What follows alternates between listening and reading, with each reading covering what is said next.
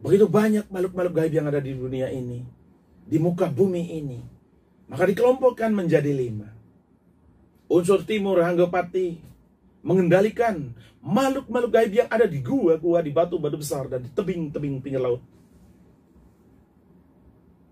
Lalu unsur selatan Brahma Merajapati mengatur makhluk-makhluk hidup yang ada di Setra, Ganumaya, Catuspada, Petluan, Tumak Margi, Karangangker, Tegal Angker.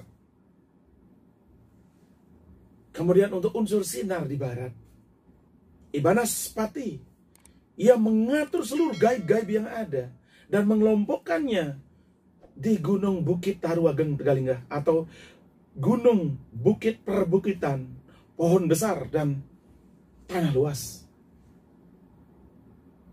Kemudian makhluk-makhluk gaib yang ada di unsur air diatur oleh Banaspati Raja, yang menempati dari telaga dan tutukan panggung curan macampuan, atau kolam, danau, sungai, parit, dan saluran-saluran air lainnya. Begitu cara umat Hindu Bali melalui tata kelola sastra tatua sastra kanda 4 menata makhluk-makhluk gaib ini agar tidak mengganggu kehidupan ini. Kemudian ada energi panas yang datang dari segala arah, yang dikelompokkan juga menjadi 5, di mana panas adalah simbolisasi daripada api. Karena api itu bersifat panas, maka agar bisa mudah mengenali secara sastra, maka perwujudan panas itu dilihat dari simbolisasi api itu sendiri, dari sifat-sifat api itu sendiri. Ada putihnya api, ada merahnya api, ada kuningnya api, ada hitamnya api, ada warna-warni api. Lalu putihnya api, merahnya api, kuningnya api, hitamnya api, warna-warni api dikelompokkan sesuai dengan tata kelola warna labo mancawarna itu. Warna putih simbolisasi dari unsur angin Ianggapati dan Durgapetak. Durgapetaklah simbol dari putihnya api. Lalu warna merah sebagai simbolisasi dari unsur api Imrajapati dan Idurgobang, di mana bang artinya merah. Dan unsur sinar dengan warna kuning berada di barat sebagai simbolisasi dari Ibanaspati, simbolisasi Durga Jenar dan Teja atau sinar. Lalu di utara warna hitam sebagai simbol dari unsur air Ibanaspati Raja, Idurga Irang. Dan di tengah unsur bumi, warna-warni. Kenapa bumi menjadi warna-warni? Karena di dalam bumi ini ada angin di celah-celah bumi, ada panas dari dasar bumi, ada sinar di celah-celah bumi, ada air di dasar bumi. Maka menyatu menjadi satu kesatuan sehingga bumi menjadi kekuatan yang sempurna. Bumi menjadi sumber dari segala sumber kehidupan. Dan di bumi ini dikendalikan kekuatan gaibnya oleh I Wija Sakti. Wija yang arti benih, Wija yang artinya bibit. Di mana semua benih-benih kehidupan lahir dari bumi. Maka Pancel mau berdo bayu geni tejo apa pertiwi dengan warna putih, merah, kuning, hitam, dan mancawarna. Dan di bumi ini ada Panca Detya, Anggapati, Merajapati, Banaspati, Raja I Wija Sakti. Kemudian di bumi ini ada Panca Durga, Durgapetak, Durgobang, Durjenar, Durgirang, Durga Mancawarna. Ada putihnya api, merahnya api, kuningnya api, hitamnya api, dan warna-warni api. Inilah yang ada di bumi. Inilah harus dilestarikan, inilah harus dijaga, inilah harus distabilisir agar tidak mengancam kehidupan manusia.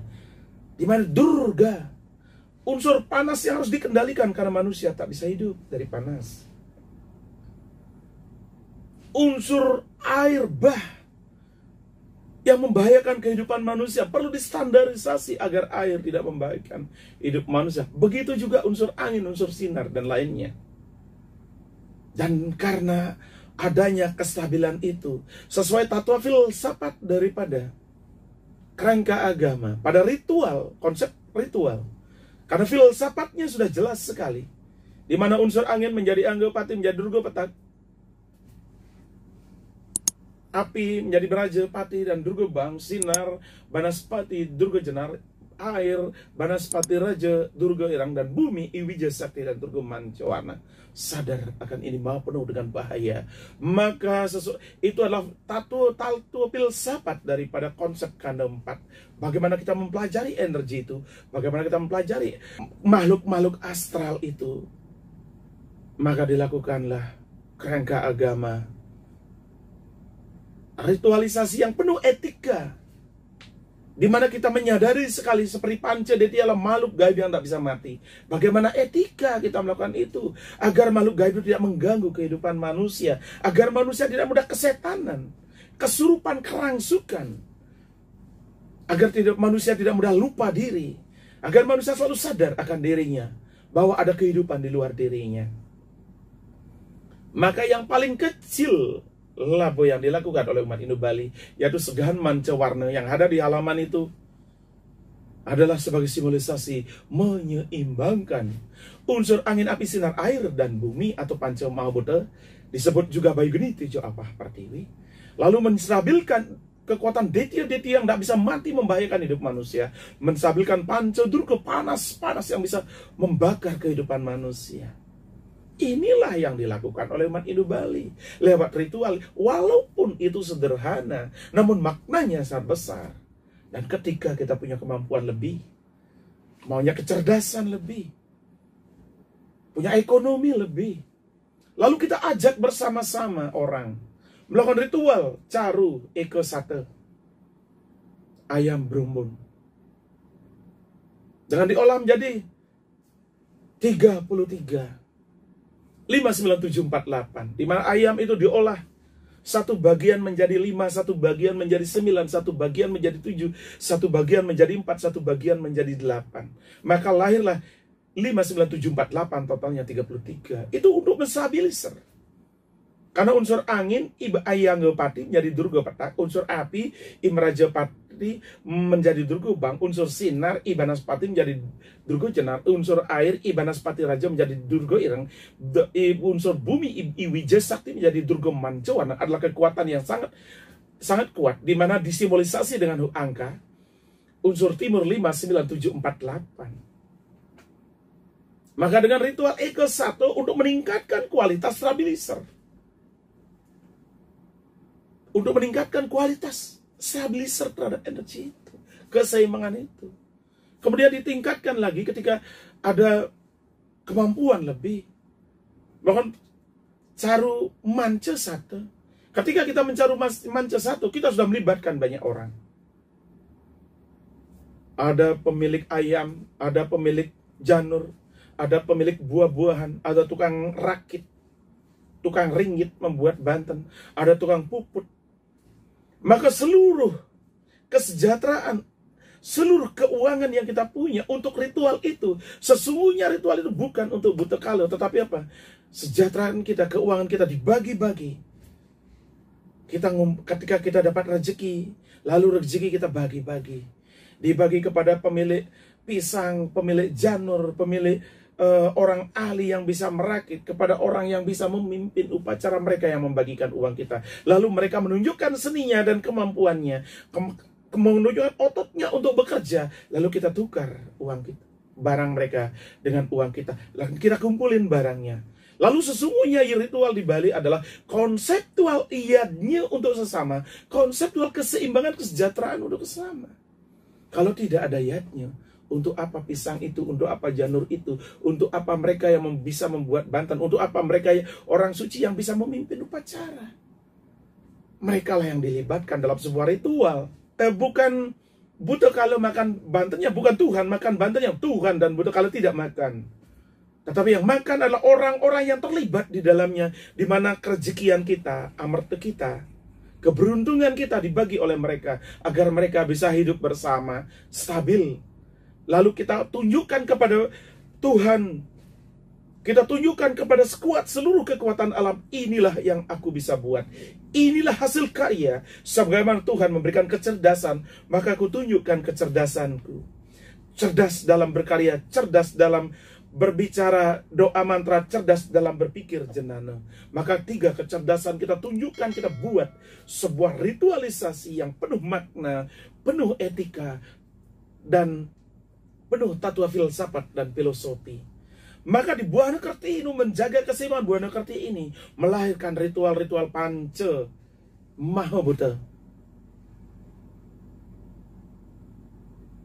Kemudian di atas itu carume manca satu, ada lagi resi gana mancu kelut nyatur dan nyatur bah nau rempah.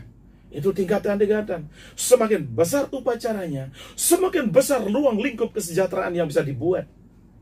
Bahkan sampai dunia internasional ikut nimbrung, memasukkan produk-produknya, masukkan buah-buahnya. Mereka yang tidak ikut upacara menikmati keuntungannya. Mereka yang tidak ikut upacara merasakan kesejahteraan oleh kehidupan yang terjadi di Bali. Andai ritual ini hilang, maka apa yang terjadi? Karena Bali adalah pemasok produk terbesar untuk sebuah ritual. Bali sejahtera oleh ritual. Jika Bali dikatakan miskin oleh ritual, sesungguhnya itu salah besar. Karena ritual itulah yang membuat produk-produk Bali itu dibutuhkan untuk sebuah pergelaran.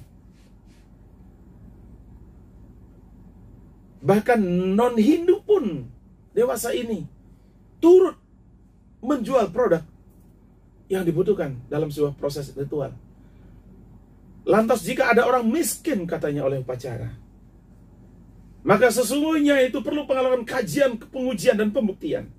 Siapa yang miskin oleh upacara?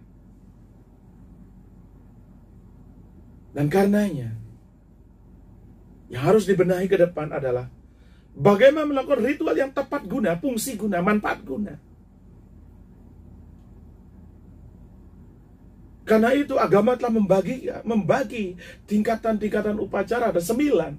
Nistaning nista, nistaning madya, nista, lalu madyaning nista, madyaning madya, lalu utamaning nista, utamaning madya, utamaning utama. Sekarang tinggal pilih. Jika karena gengsi kita melakukan ritual lalu membuat hutang besar, itu bukan salah upacaranya. Jika karena gengsi ingin dilihat mampu melakukan ritual besar, lalu menjadi miskin oleh ritualnya, itu bukanlah salah ritualnya. Itu salah personalnya, pribadinya, oknumnya, yang terlalu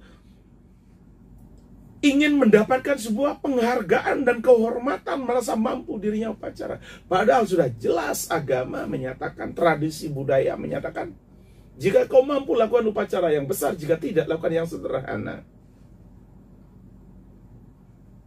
Maka seluruh upacara yang ada yang berkaitan dengan bumi itu lahir dari Buana Kerta. Dan sadar di bumi ini ada siklus lahir, hidup, dan mati. Agar kematian tidak menjadi perusak dan tidak menjadi polusi di bumi ini. Dan kehidupan tidak merusak ya kehidupan yang lainnya.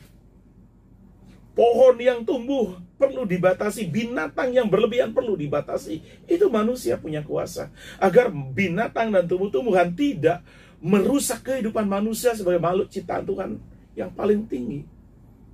Siklus kehidupan semua makhluk hidup yang ada di muka bumi ini, di seluruh permukaan pertiwi ini, perlu diatur oleh manusia. Dan agar terjaga kelestariannya, maka ada ritual-ritual besar di Bali. Untuk terus membutuhkan tanaman-tanaman tertentu, untuk terus membutuhkan binatang-binatang tertentu. Dengan dibutuhkan untuk dalam upacara, maka manusia akan menyayanginya untuk hidup. Kelestarian binatang itu terjadi karena dibutuhkan dalam sebuah ritual. Kelestarian tumbuh-tumbuhan itu terjadi karena dibutuhkan pada ritual. Jika dalam ritual itu tidak mendapatkan binatang dan tumbuh-tumbuhan, maka tak akan sempurna tatua filsafat filosofi dari sebuah ritual. Bukan sebuah gagah-gagahan atau gaya-gayaan atau niatan-niatan jahat, serakah dan sebagainya. Tidak. Ayam dibunuh dalam sebuah ritual rohnya didoakan agar mendapat tempat yang baik, lalu bangkainya, badannya diolah untuk sebuah ritual. Doa terhadap roh ayam akan menciptakan sifat positif di masa depan. Badannya diolah karena kita sadar tubuh ini membutuhkan nabati untuk sehat. Maka sesungguhnya